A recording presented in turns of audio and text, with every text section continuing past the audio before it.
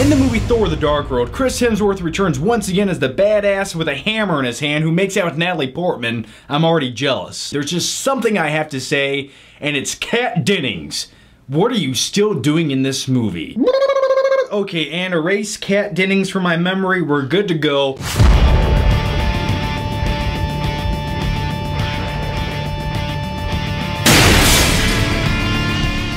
Thor is chasing after some hocus-pocusy magical MacGuffin, and I don't know what it is. Every time you have one of these movies, the characters always have to go after some magical thing. First you have the Tesseract, now you have the Ether. And don't get me wrong, I'm not complaining, I'm just stating the fact that in every single one of these movies, they always have to chase after some object, a MacGuffin, that has some kind of magical power. Okay, let's dive into some detail about this movie. Overall, I was pleasantly surprised by this movie. I thought it was a worthwhile sequel that went bigger and better than its predecessor. And the thing I enjoyed most about this sequel was the majority of it took place out in space. Because in other comic book movies that are mostly earthbound, you know, like Iron Man, Captain America, Wolverine, Batman, they all have to take place on Earth, and they're kind of limited in what they can do, but Thor can basically do everything and anything and survive anything and everything, which it kind of makes it almost like, you're like, he's not going to die no matter what, but he has a cool hammer and he's flying around in space. Oh, and look over there, there's Idris Elba.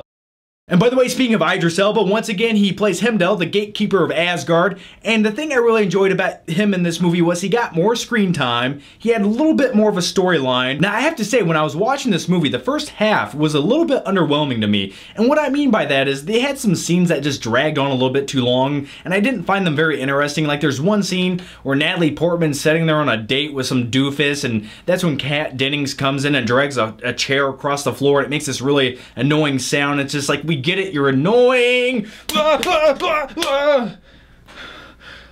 what you made me do. They bring you back for the sequel and they give you more screen time along with a romance plot storyline that doesn't matter at all in this movie, and they even make you more annoying. How is that possible? Now, the two main villains of the movie are Curse and Malekith, and Malekith's kind of like the dark elf character who doesn't really have any charisma. He's kind of just a vessel. He's kind of one of those bad guys you just throw in a movie and you're like, we're not really going to give this guy any personality or character development or make him interesting whatsoever, but we're just going to put him in there because he's the bad guy who has to get the MacGuffin to continue the plot. And then you have the villain Curse, who's kind of like the big badass muscle of the movie. He's the guy who's just going to kick everyone's ass, crush their skulls, do whatever it takes. Now, I said there's two main villains of this movie, but technically there's three if you include Loki, which, by the way, I've never been a huge fan of Loki in any of the Marvel movies. I was like, yeah, he's there, but he kind of feels a little bit underwhelming to me until this movie. I really liked the character of Loki in this movie for the first time. And maybe that's an unpopular opinion because I know a lot of people enjoy his character. I don't know, I just kind of seen a skinny guy with a mullet until this movie, because in this movie, Loki really steals every single scene that he's in. And Tom Hiddleston, the actor who plays Loki, you can just really tell he's behind the character. He enjoys playing Loki. If you guys seen some Comic-Con footage, he actually comes out in character and he's just having fun with the audience, and I respect things like that. I like when actors really get into the roles that they're playing because it makes me enjoy the character on screen that much more. In my opinion, Loki was the best thing about this movie. Every time he was in a scene, he just stole it. It was funny, it was charismatic, he had some of the best lines in the movie. Now, one thing I noticed about this movie, it has a lot of comedy in this movie. Like, every time they could make a joke, they did it, and some people might find that distracting. I think for movies with this tone, especially with the whole Marvel movie thing in general, I think it works. You know, would a joke work every 3 minutes in, you know, movies like The Dark Knight? No, not really, because it would take away from what it's trying to achieve.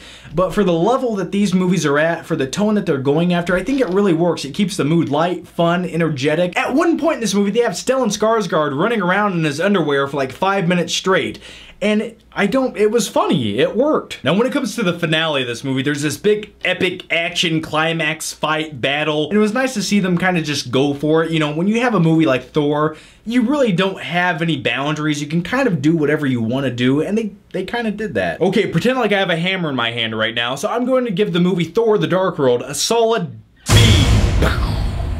Okay, so let's quickly talk about the after credit scene in this movie. You have Benicio del Toro, who plays the Collector. What happens is you have Thor's merry men. They take the ether to the Collector so he can protect it and put it in his collection for safekeeping, which, by the way, if you actually seen a guy like the Collector and you went up to him and he looks all weirded out, he almost looks like Brendan Fraser from the movie Bedazzled when he's a basketball player. Yeah, he looked like that. But this guy's just so creepy and odd and bizarre. It's like, I don't know if I'd leave this very powerful ancient instrument with this guy. I don't think we're gonna do that. Let's just take this back and keep it with us. But because the comic books say so, they leave this object with him for safekeeping. And I did a little bit of research on the character of the Collector. He's interesting. I can see what they're going for with him, and I'm curious to see how this goes. But let me just give you my observations on this after credit scene. It definitely looked like a last second idea. Like, the production value of it looked like they filmed it in a garage. They had 37 minutes to film it. Yeah, some of the prosthetics looked a little bit off, and some of the props that they had in the scene just looked like they were straight out of a sci-fi movie that you'd catch on cable at 3 o'clock in the morning. Yeah, so if I had to guess, it kind of looked like they filmed this very last second. They didn't really put a lot of production value into it, and they were just kind of setting you up for Guardians of the Galaxy. So anyway, guys, that's my take on Thor: The Dark World. Let me know what your thoughts on the movie are down below, and I'll see you next time.